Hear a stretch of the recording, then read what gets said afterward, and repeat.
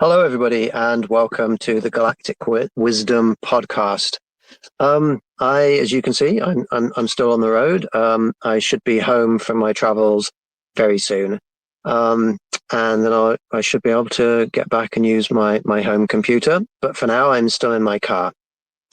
I went to Area 51, or at least I went up to Tikaboo Peak Mountain and overlooked at Area 51, and I also went to Sedona again to Bradshaw Ranch.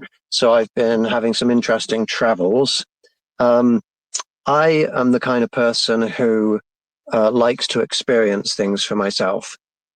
When you experience something for yourself, then you can get direct knowledge, you can get direct proof of things.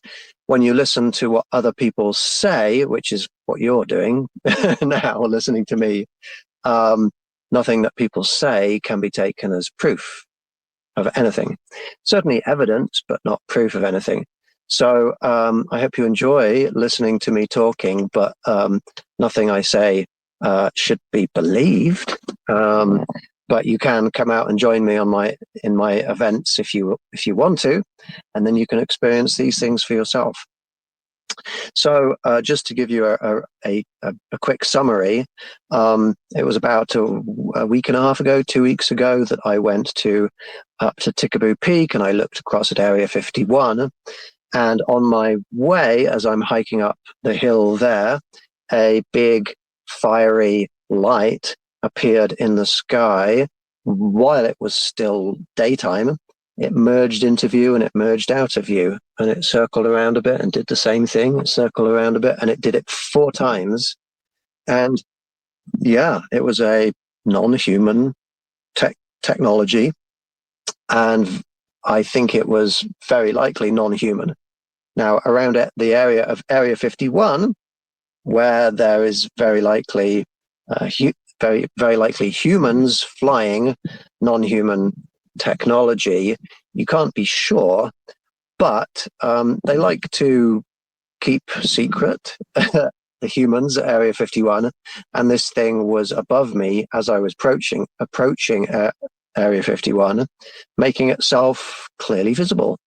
And so I suspect that was not humans doing that, but I suspect that was non-human entities just keeping an eye on me, maybe giving me a little bit of a warning. Hey, maybe you shouldn't go too much closer. Maybe they're in a protective capacity. But that was a cool experience. Now, when I got to the top of Tikaboo Peak, I started recording video, and I have started to look through and edit some of that video, and there are some interesting things on it. And when I get home, when I get back to my computer, and when I get to that video, I am going to process it and condense it down into maybe 30 seconds or a minute, time-lapse style, so we can have a look at Area 51 over the period of about an hour. So hopefully that will be something I can show you next week. Also next week, something I discovered on that video, which is quite intriguing, is pretty much as soon as I've set up my camera on the tripod and I've started recording, within a few seconds, the first thing I say is, okay, so here I am at Area 51.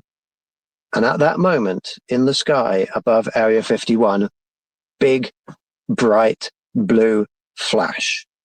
Now, it was distant, so, on the screen, it doesn't look too big, but it was very interesting. I mean, it's not a flying saucer that you can see, but so it's not particularly impressive to look at, but it's definitely anomalous. It is not lightning. It is not the right color or size or propagation of light to be any human-made aircraft. So yeah, I videoed a UFO or a UAP over Area 51, and I will show that video to you next week. And yes, then I went to Sedona again. Sedona's a fascinating place. A lot of really cool people there, great energy there, very spiritual place. And I went back to Bradshaw Ranch, which is where maybe 3 months ago, I encountered an orb, a floating blue orb that I interacted with. And I did not see that orb again. I met up with some friends there. We went out to Bradshaw Ranch and went onto the ranch itself, and I did contact meditation. And during the contact meditation, we were seeing beings psychically who were coming to us and communicating with us. So that was very cool. One of my friends, while there, saw a figure walking behind the buildings at Bradshaw Ranch, and the way she described it was like a void, like a dark void of black in the shape of a humanoid figure walking along, but it was more like a hole, like a black hole in the shape of a humanoid being walking along behind the buildings. And around the edges of that black void, there was light, like a glow to it. Unfortunately, that wasn't something that we caught on video, but that sort of thing happens a lot at Bradshaw Ranch. There were some other weird things going on at Bradshaw Ranch. The same person, she went into Bradshaw Ranch wearing a copper ring, and she lost it at Bradshaw Ranch. When we came out of Bradshaw Ranch and she looked at her hand, she had lost her ring, a very distinctive copper ring. And, I was considering maybe going back the next day, seeing if I could find the ring. But when we got out of Bradshaw Ranch, and the next day when she eventually got back to her vehicle, her car, where she had left her bags, and she's looking through her bags, she found the copper ring in the bag, which makes no sense at all, unless some kind of consciousness from Bradshaw Ranch maybe found the ring, maybe saw that she lost it, maybe wanted to return it to her. It was just very odd that it's sort of an impossibility unless you bring in some kind of paranormal explanations. Also very strange is I noticed something stuck to the back window of my car when I got out, a little black disc that seemed to be magnetically sticking to my back window, which is weird, of my car, because my back window is not magnetic. But it was this little black disc, and my friend, the same person, saw this little black disc and said, "What's that?" That's the kind of disc that she's put on her phone to, I don't know, keep off stray magnetic fields or something. And she checked her phone, and her disc was still there, but there was like an identical one that had been put on the back window of my car. It's just very, very strange things happening that don't quite make sense. So yes, I've traveled around for a couple of weeks, and now I'm close to being back home. And I will be back home probably for another couple of weeks. I will do a couple of weeks of regular podcasts. I will do some video editing of all of the footage that I've collected actually over the last few months. I will share some of that with you next week and also the week after. And then I'm probably going to head off again. This time I'm probably going to go in smaller steps, go from city to city.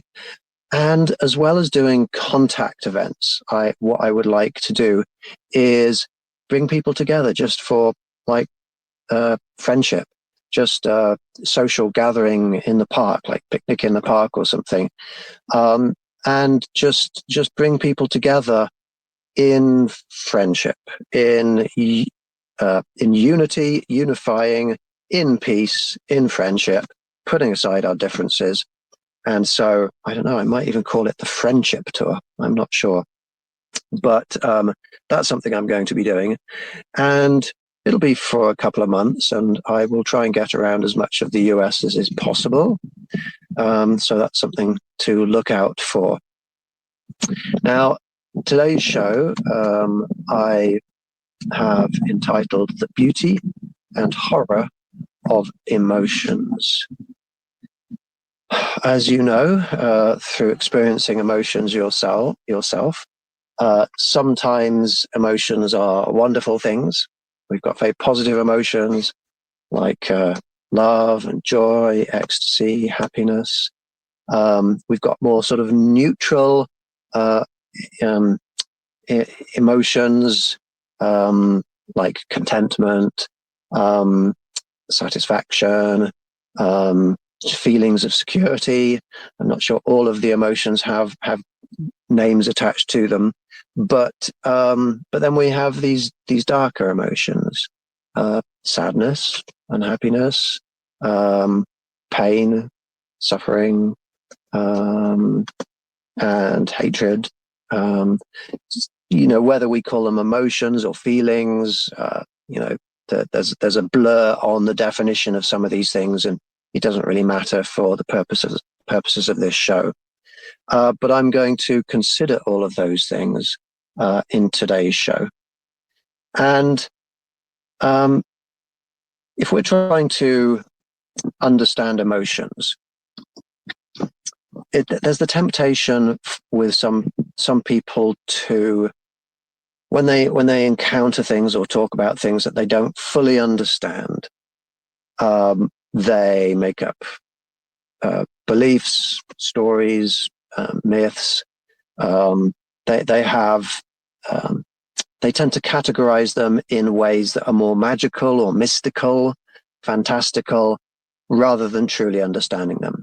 If something amazing happens that you don't understand, it's easy to describe it as a miracle or magic, which is basically fantasy, rather than either accepting that you don't understand it or trying to understand it.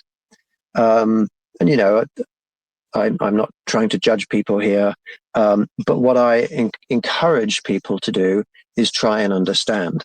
But when we do understand things like emotions, like love, a lot of people will say, "Oh, you shouldn't try and understand love. Love is just this magical, wonderful thing that exists in the universe." Well, understanding is good, and if we can understand how love, how positive emotions, or any emotion, where they exist within us, how they exist within us, in a more logical, real, we could say scientific, but we can go deeper than scientific and say logical way, then from that understanding, more can be understood. From a foundation of understanding one element, one component of things like emotions, so much more can be understood, like our own psychology, like our relationships that we have with others, why emotions compel people to do good things and compel people to do bad things. It's not all just magical. It's not. I mean, it does have spiritual components to it, but it's a real tangible. These are real tangible things that exist in our world. So, as a scientist, as a logician, and as somebody that tries to understand, I'm going to delve into the realities of emotion during this show. It's okay if you don't agree with the things I'm saying. I would only ask that we stay peaceful with each other if you do disagree on anything that I say. So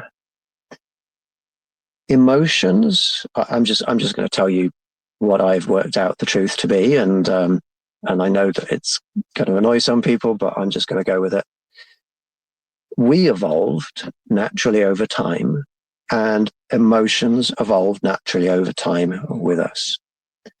Emotions have an evolutionary purpose. If we, for example, let's talk about love. If when you get into a relationship with somebody, like, for example, a man and a woman come together, um, and, well, if we break it down just to the reproductive, biological, um, purpose in a man and a woman coming together, if you condense it down just into that, there doesn't need to be love in that relationship. Yeah, man and a woman can come together, have kids, and therefore, propagation of DNA. It doesn't need that love. But if you have that love, if a man and a woman, when they come together, if they have that love, if they fall in love with each other, then, um, it acts to keep those people together, to bind them together, to look out for each other, and also then with their children. If you love your children, it binds you together, and parents then care more about their children than they do about other people, often, who are not their children. This binding, this feeling of love, is an evolutionary advantage that helps children. Well, there's different stages. It helps couples stay together for long enough that they have children. And after they have children, it keeps them together, even through uh, periods of difficulties. If you love somebody, even if you have an argument, often you can work through that argument and you stay together. Then you love your kids, and that is a binding that keeps you with the children, keeps the children with you, and helps them to stay alive. Scientifically, what's happening is that emotion of love is greatly increasing the chances of one's DNA, the DNA of the parents, propagating into the future. And therefore, the genetics that results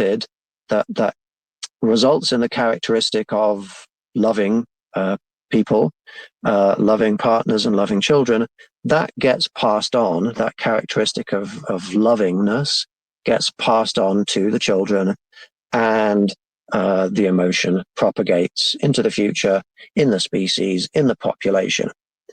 And so, if you go far back enough in time, the little single-celled microscopic organisms that evolved originally in the oceans of the Earth, like the ocean called Panthalassa, they probably didn't have much capacity to love. But over time, when the feeling of emotions, the psychology of emotions, when that would come in through different random, what's the word I'm looking for? Mutations, combinations of genes that result in that characteristic, when that would come along, it would propagate. Now, there's going to be a lot of people who don't like that I'm distilling something as beautiful and wonderful, spiritual, meaningful as love into scientific terms. But that doesn't mean to say that it's not true. That's not, evidence that it's not true. That's just a personal preference. I think you can understand something like love and not have it detract from the beauty of love and of the emotion. Those of you who know me personally will know that I'm a very loving person, and I care a lot about others. I'm a very empathic person. And in fact, my vision of the universe, of reality that I try and promote, is universal peace, universal love, universal well-being. Love is a very, very special thing. And, but it's also something that we can understand. let's take a look at a dark emotion. Let's take a look at something like fear.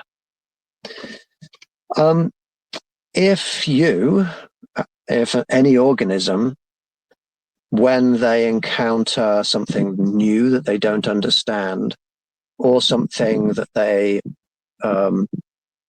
think could be a threat to them, it's common for humans to feel fear. Other animals, you also feel these emotions too. For example, for example, at Bradshaw Ranch, a second person that I went with to Bradshaw Ranch, inside one of the buildings, there was a bat flying around, and the building was dark, no electricity. This bat is flying around, and so people couldn't see the bat, but in my night vision camera, it was very clear there was a bat flying around. And when I said, "Oh, there's a bat flying around in here," some of the people that were there were just like, "Okay, that's fine." One of the people was dead scared. Were those bats that just flew past me? No, those were just birds. Okay. I thought that would be a bit of a coincidence if I just had two bats flying over me, but they were birds. Yep. Okay. So one of the person, as soon as I said, "Oh, there's bats in here," couldn't take that, was dead scared, and went immediately out of the house, out of the abandoned what's the word? Not demolished, derelict house at Bradshaw Ranch, which is funny because they were kind of fine with the idea of meeting ghosts, fine with the idea of these dark entities walking around, and aliens, and paranormal interdimensional portals that you might step into and find yourself shooting down a wormhole into other parts of the universe. But the idea of bats, nope, couldn't handle that, and she laughed. So there are some people who have this fear when they encounter an animal that they're not comfortable with. Snakes, spiders, bats, in all sorts of insects. If you have somebody that is scared when they see something like that, it causes them to back away from that animal. That fear causes an action, a reaction. It causes people to back away from those animals. Now, if those animals are not harmful, well, it's not really a problem to back away from them. You might lose a bit of the beauty of interacting with other species, but it doesn't harm you to back away from them. But if you don't have that fear, and if it causes you to go, "Oh, look, there's a cute snake on the floor, I'm going to go and pick it up," and well, that snake might bite you, and it might be a rattlesnake. The same might be true of a spider. There are tarantulas walking around on the ground around Bradshaw Ranch. There are rattlesnakes there. So having a fear of things that we don't know can be considered to be a survival advantage. It gives you an advantage over others who don't have that fear. If you have a fear of jumping off of a mountain or wearing a parachute, you're probably not going to do it, and therefore you're not going to get killed if the parachute doesn't open. But every year, people around the world who do that sort of thing, those extreme sports, every year, people do get killed. People who jump off mountains often get killed. So to have a fear of something is a survival advantage, and therefore that fear is propagated into often one's children.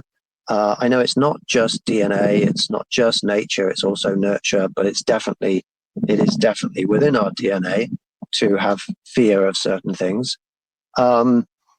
If we have that fear, then it's a survival advantage. So what I'm trying to suggest here is that emotions are things that benefit us. They They're survival advantages. They're things we've evolved with and have evolved. They have evolved within us to serve an evolutionary natural selection process to assist in our survival. That is where emotions come from. Now, if we then understand where emotions come from, then we can analyze them a bit more deeply and say, well, that's where they come from, but are they good? Are they bad? Because that's something different. Whether something is good or bad, morally, and even good or bad spiritually, is a different thing from whether they're good or bad for our survival. There are things that human beings do which assist in our survival, which are not good. If you are good at stealing, if you steal from people, that's good for you. It gives you an advantage, and it disadvantages others. It gives you a survival advantage, but it's not moral. There are, forcing oneself on somebody in ways that are extremely illegal, might even, in horrific scenarios, result in propagation of one's DNA, children. But that forcing of oneself on somebody is one of the most immoral things that anybody could do. But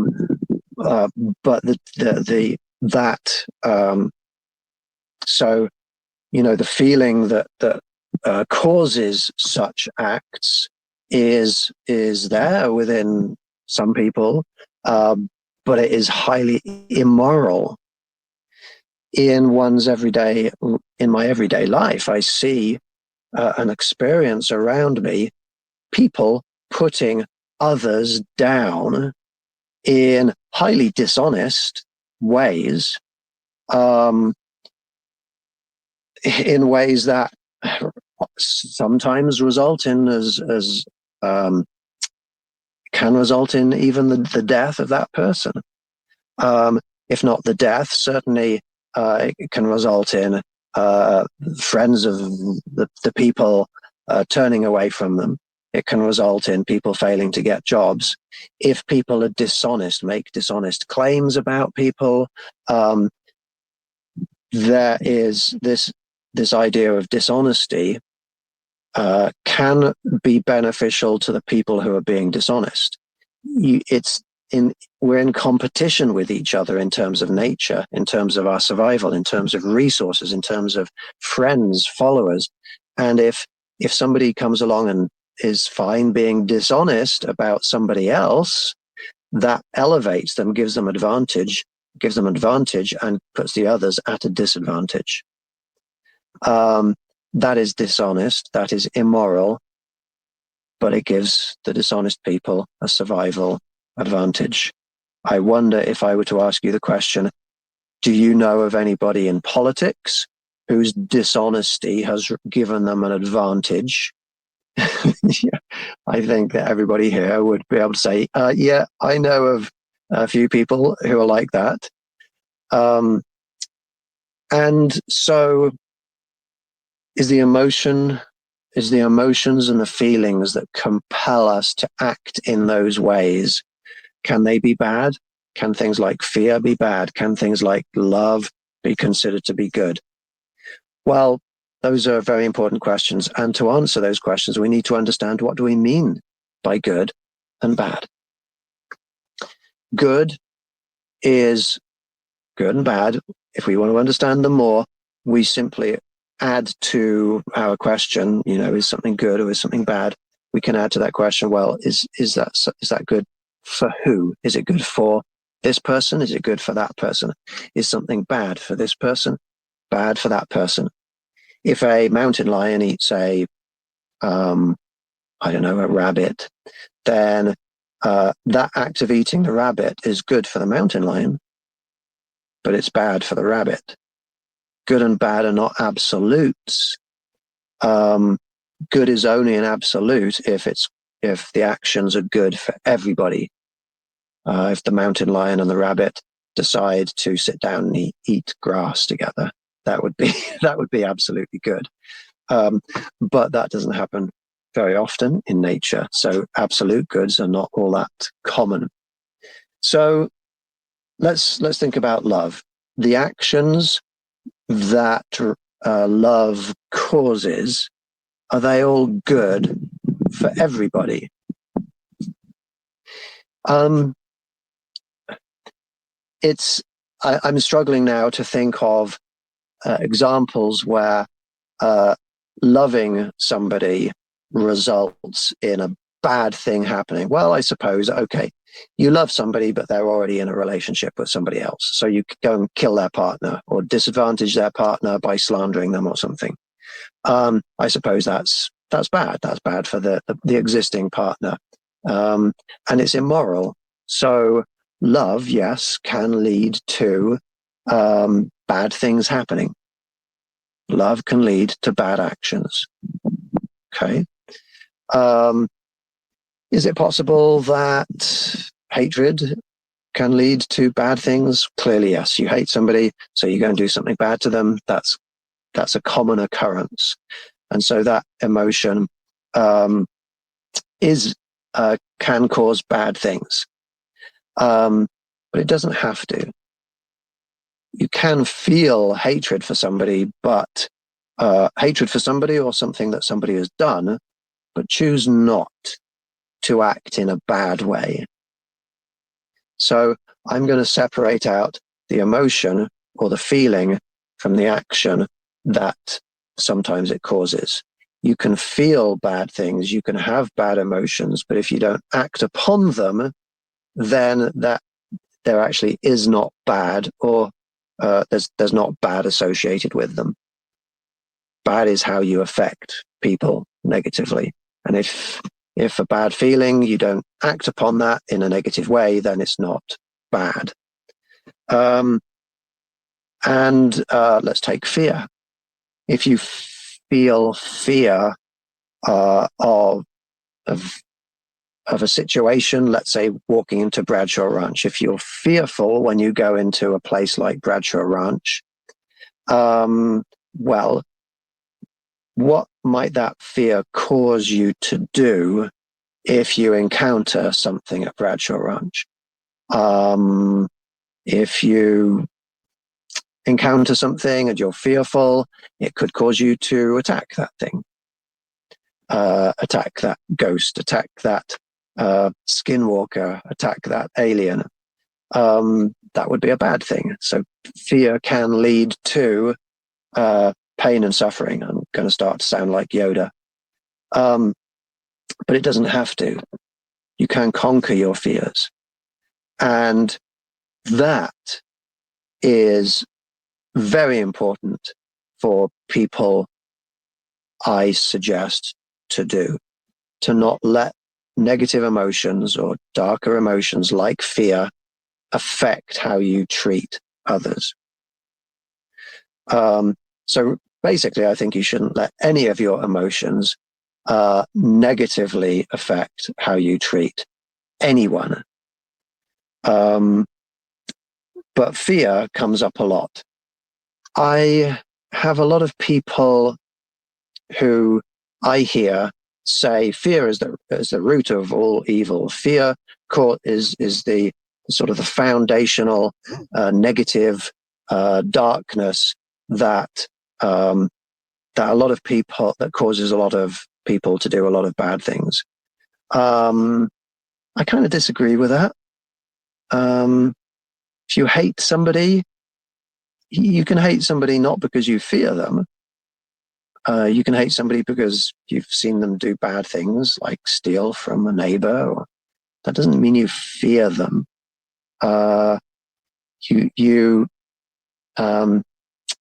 Fear often doesn't lead to good things, but fear isn't in everything bad. Somebody that now sometimes it is somebody that might, let's say, a leader who fears the people in another country, a neighboring country, he or she might decide to invade that other country or attack that other country because he's scared of what they might do. He's fearful of them developing a nuclear weapon, for example. So that fear can cause that leader to get their troops together and go and invade or attack that country that he's fearful of. That can happen. But I'm not sure if a lot of the people who are out there in the world, leaders out there in the world who have attacking people as part of their attacking other countries or attacking people as part of their way of life, I don't know that it's always out of fear. It could be out of greed. It could be out of religious ideology. It could be a power move. It doesn't have to be fear-based. So some people might wonder, why is this important? It's important because people to analyze why we're doing things helps us to understand why we're doing things, which can help us to better target our own actions towards doing good things and not doing bad things. And when we simply say all of the negative things that happen in the world are caused by fear, fear is what we all have to fight and overcome, I kind of have to disagree with that. I have to say, well, that doesn't seem accurate to me. People say it, and it's almost like a poke at somebody, like an attack on somebody else. Like you're doing that not because you're strong, not because you're just strong or greedy, or you're trying to get more power. You're doing it because you're scared. It's almost like an attack, a criticism of somebody, an insult, but it's not based in truth a lot of the time. So I don't think that fear is the root of all evil. I think that fear is a natural instinct that we all have, and it can cause us to act in ways that are bad, but we can ascend above that, and we can get on top of it, and we can be strong enough in ourselves that we don't let that fear result in something negative happening. For example, when I do contact events, whether it's going into a haunted place or sitting out in an isolated location and asking a craft to come in. Interestingly enough, another person who came with me at Bradshaw Ranch was really excited to go there. But then when I suggested that we ask an alien craft to come down and land, this person was scared of that idea and said, oh, no, we're not going to do that, because when these craft get close to you, you can get radiation burns and things. This person was scared of that. Their fear was controlling them. Now, sometimes when you analyze your fear, you can intellectually understand that, okay, yeah, it's sensible to have that fear and it's sensible to act on it. We don't want to go into a dark cave where there's growling inside, where they're in a habitat where bears live. Being scared of bears is sensible. And not walking into a bear cave that's full of rattlesnakes and tarantulas and great white sharks and things, it's sensible not to walk into that cave. But if we look at the contact experiences that a lot of people are having around the world, they're positive experiences. These beings are coming to us and giving us advice, trying to assist us, even healing us.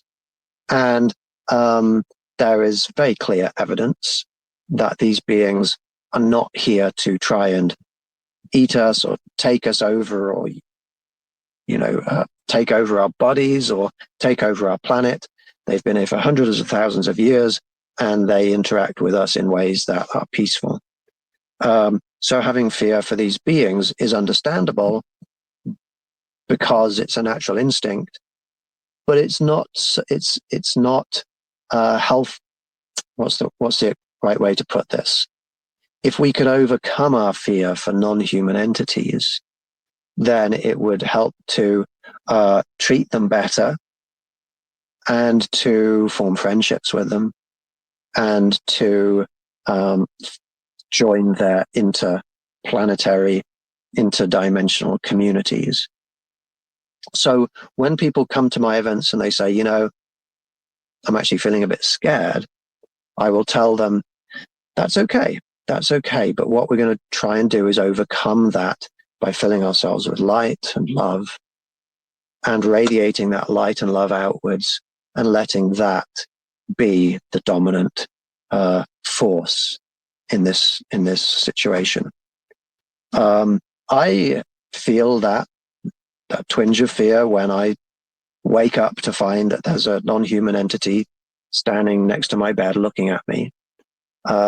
My natural human instinct is, fear, because I'm in a vulnerable position and there's something I don't fully understand standing right there looking at me.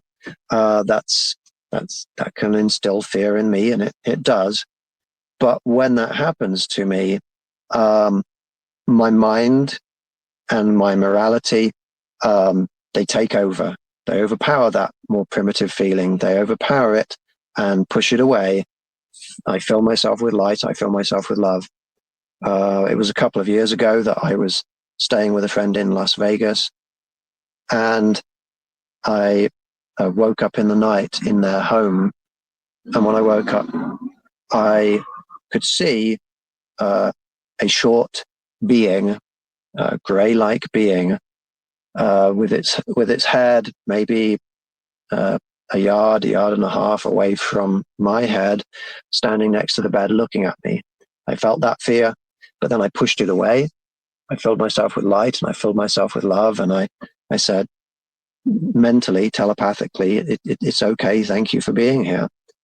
And at that point, I realized that there was another being behind me, probably smaller, maybe a child, a gray-like child, kneeling on the pillow next to me, sort of on all fours, looking up at me like that. And again, that's the kind of situation when I tell that to people.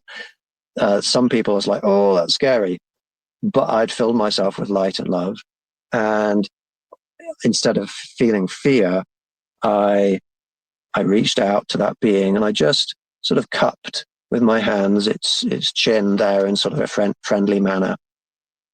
And it was a very sort of beautiful, nice, connecting moment of interaction with me and non-human entities.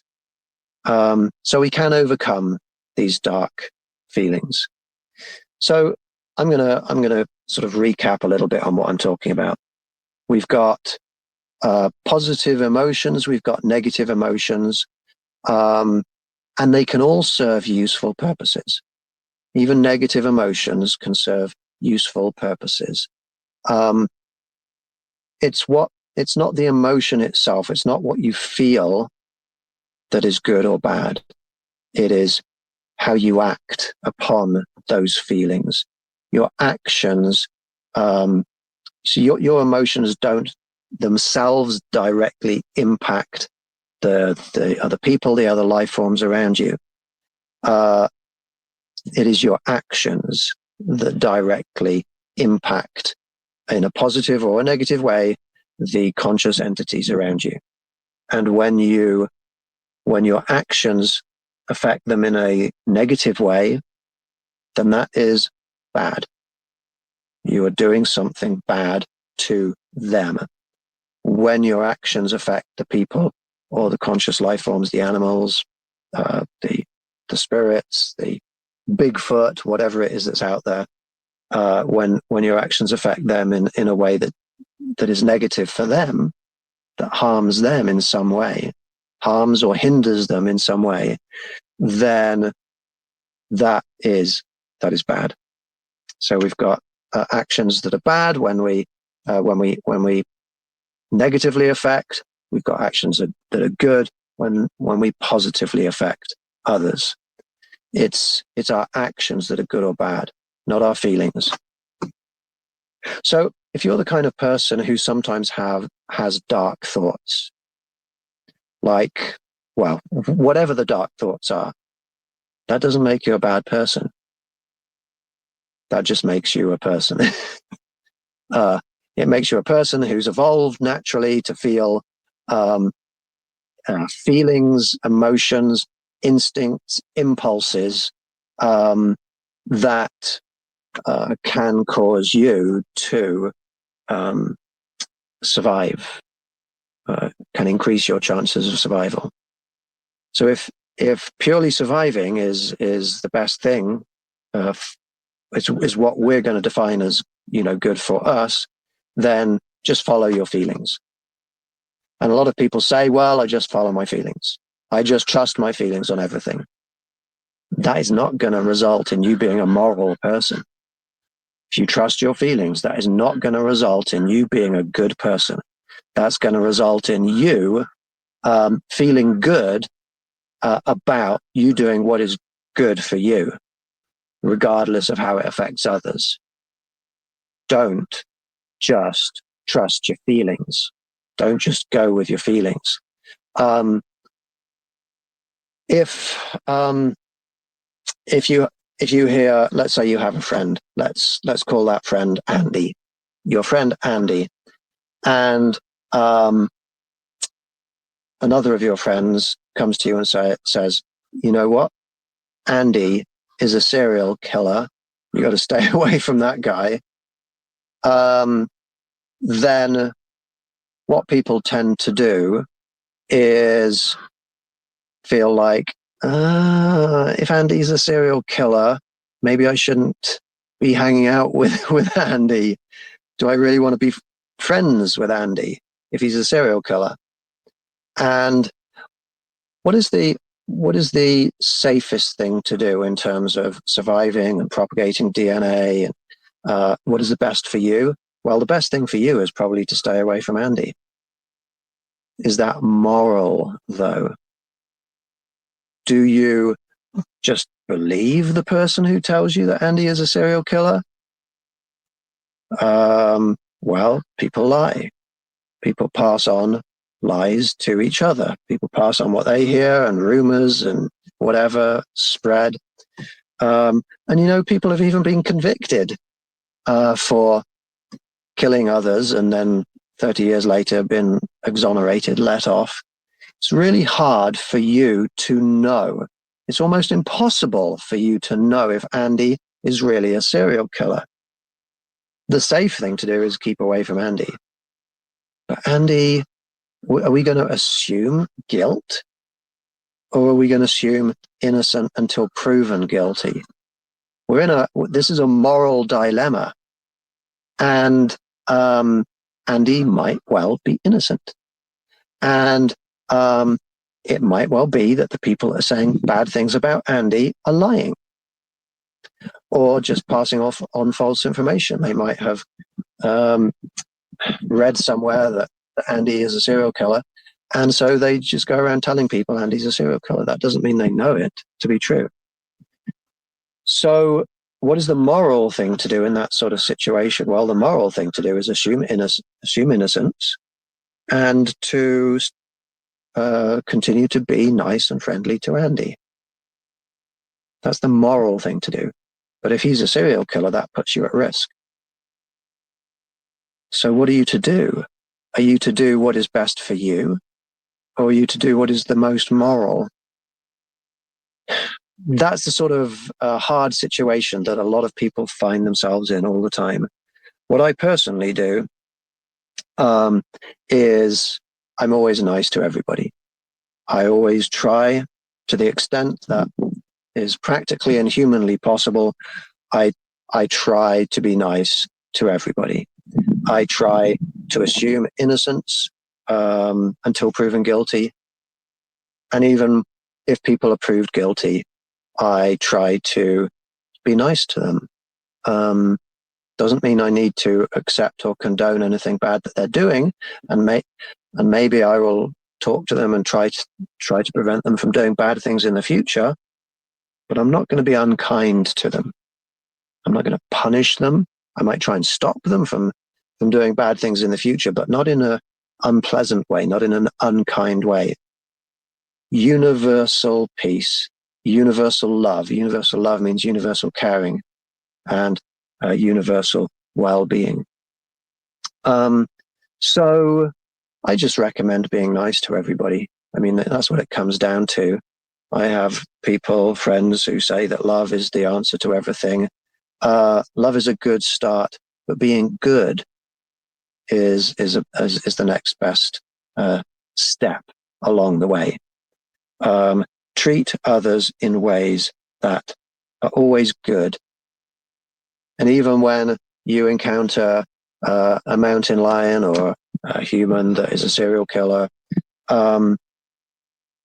only treat those in bad ways in order to prevent them from harming you and the people around you.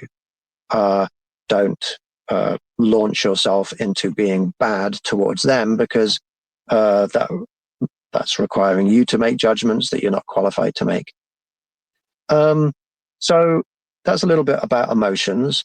And I just encourage, I guess the key takeaways here are emotions themselves, feelings, thoughts, instincts are not bad. It's just what we have, what we're born with. And it is our actions which are good and bad. So treat people well, treat animals well, treat spirits well, treat aliens well, assume innocence until proven guilty, and treat guilty people well, good also, to the extent that is practically possible. Those are my little words of galactic wisdom for today. I hope you've managed to derive some kind of usefulness from them. I will be back next week with some videos from Area 51. I hope you all have a wonderful, wonderful week, weekend, year, decade, life. I wish you all peace, love, and well-being. Take care. Goodbye for now.